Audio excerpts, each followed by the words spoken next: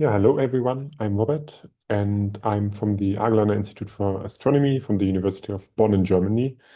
And today I want to talk about the efficient evaluation of integrals that contain products of Bessel functions. And before I start and dive into the outline, I would like to thank the organizers of Cosmology from Home to organize it again for the fifth time. I've been here every year, and I'm very happy that this is still going strong and hope that it continues to do so in the future.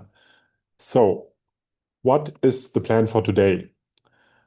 First, I would like to talk about why we should consider oscillatory functions in the first place. Then, I want to talk about Levin's method, which is the method I implemented in the Python package I'm presenting. And then I will showcase a few features, how the code works and how you use it, and some comparisons with other codes in the literature. So why are oscillatory functions, especially in cosmology, but really in any system which has some rotational symmetry, very well important and occur frequently? So in cosmology, we have observations in real space and predictions in Fourier space. And of course, the Fourier transform mediates between the two, especially the basis function e to the ikx in this case. And the other property we often have in cosmology is that we are considering projected quantities from observations on the sky, but the actual theoretical predictions are often done in 3D. And you can do this basically via a spherical harmonic expansion, and you are in the end interested in the spherical harmonic coefficients, ALM here. So the last thing you need to do is you need to relate the exponential to the spherical harmonics, which you can do in a spherical Bessel expansion. And what happens here is that you have automatically these JL, the spherical Bessel functions, which are highly oscillatory and therefore very hard to integrate, as we'll show in a moment.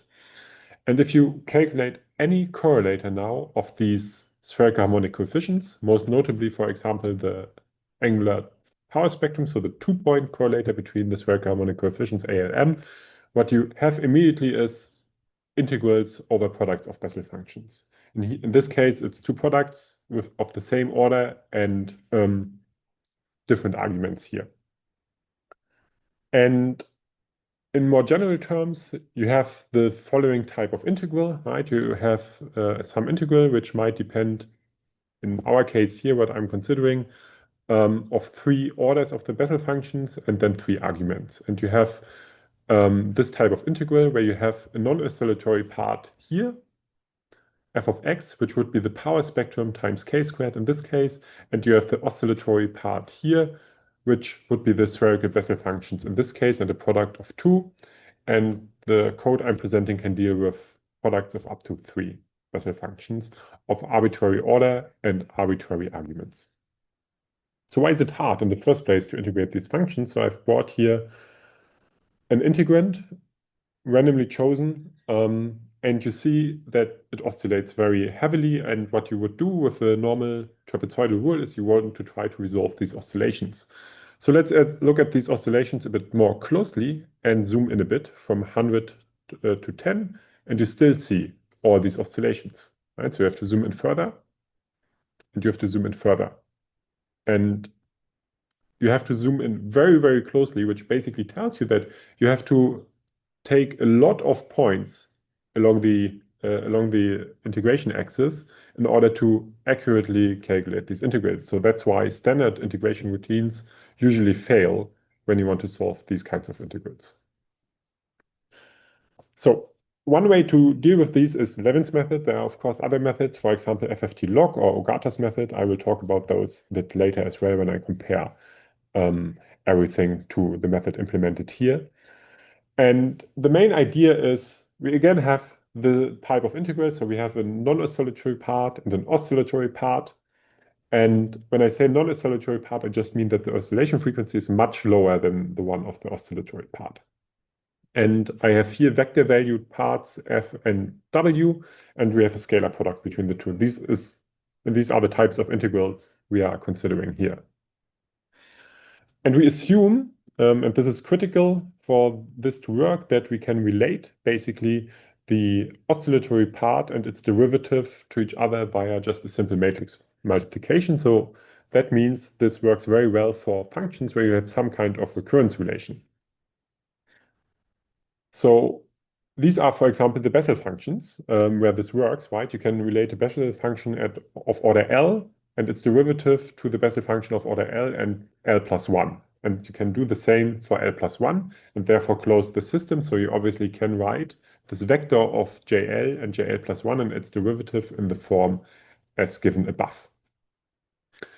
And we can, I think, all agree that life would be great if we could find a vector which approximates this scalar product we have of f and w as a total differential, right? Because then the integral would be solved.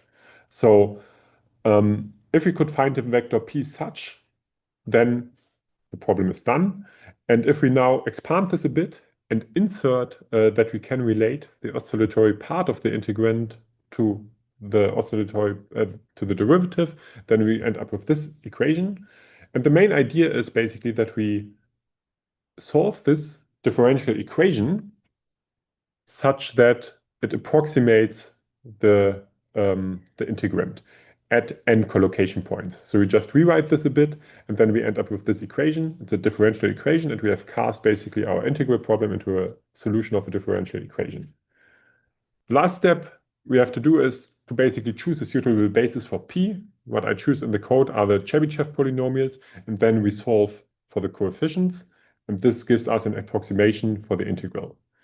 And I've implemented this in an iterative way. So we start from the whole domain, do this solution of the linear system of equations there. Then I bisect the domain, and I do this bisection until I reach some convergence. So what is pylevin in the end? It's an implementation of the method I just presented in C++ for speed, and it is Python interfaced for ease of use. It's the adaptive Levin method. So with this bisection scheme I just explained, and it can solve integrals which contain products of up to 3 Bessel functions, which all have different arguments and are of different orders.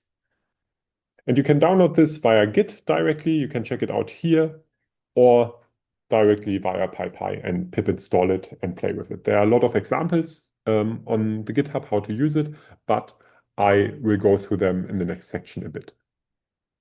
So let us just take this integral. This is the integrand I showed you earlier, why oscillatory functions are hard, and integrate it with a normal adaptive quadrature.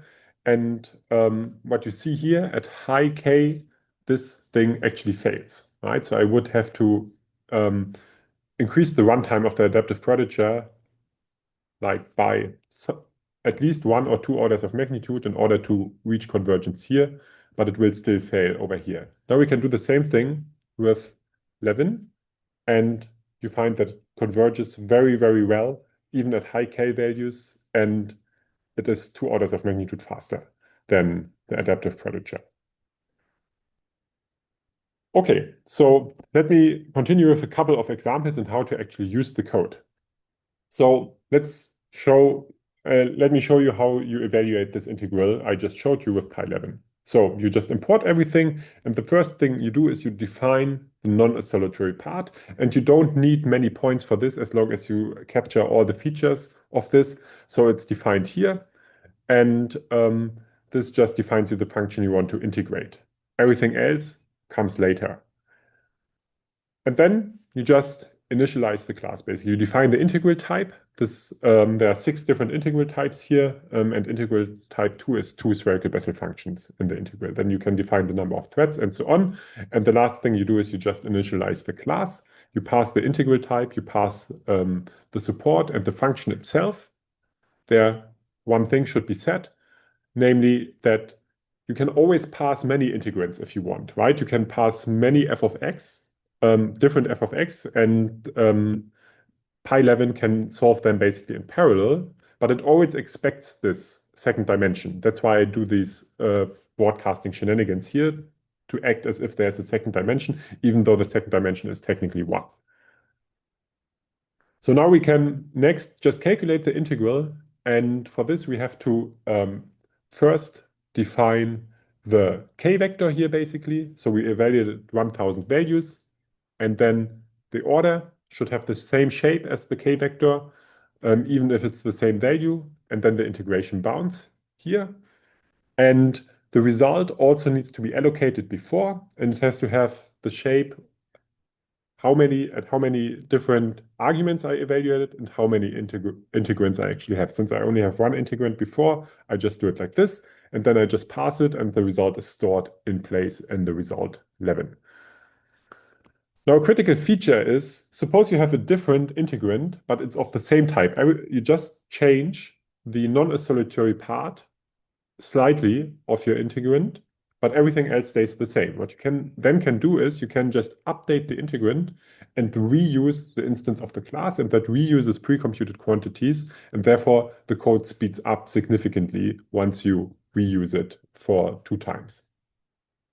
And this is also one of the key improvements. Some of you might know the Levin method from the non-limber challenge from desk. There we didn't use these pre-computed quantities, but if you use those, it speeds up the code by an order of magnitude. But it depends kind of on the integrator, it can be even faster. Okay, now you might ask, okay, how do I change any settings concerning the accuracy? So you can, for example, change the number of bisections used until convergence is reached, the number of collocation points, and the relative accuracy, and you can just set those like this. If you want to update the integrand, you shouldn't change the accuracy setting or anything like that in between, because otherwise the code will crash. And more examples are on GitHub. Just go through the Python notebook there and check the read the docs for this. So let me now give some more specific examples. So comparing it to other methods, actually. So there's Ogata's method, which uses some properties of Bessel functions. It only works for integrals containing a single spherical Bessel or Bessel function in general. It's in the package Hankel. And you see it has a similar performance to pylevin, and you get the same result. Another example is FFT log. There's the Hankel without the E package. And you also see here that when you want to compute the correlation functions, so the monopole and the quadrupole, for example, that pylevin performs equally well as Hankel, but is less specialized than this package. Another example would, for example, be PyCCL, and with the current, you can find this in the paper, with the current implementation, I find similar performance than the winning method in PyCCL. There are, of course, other methods which are way faster because they're implemented on GPUs, but if you run them on CPUs only, then they're all comparable. And we are actually at the moment working on implementing the Levin method also for GPUs to make use of that acceleration as well. So let me summarize. Pylevin efficiently calculates integrals containing products of up to 3 Bessel functions of arbitrary order and with arbitrary arguments. It is fast, thanks to C++, and it is easy to use thanks to the Python interface. It has comparable performances with more specialized package for single Bessel functions or product of Bessel functions. And you can just download it via GitHub or PyPy, and you see the archive link here on the bottom left. And with this, I would like to thank you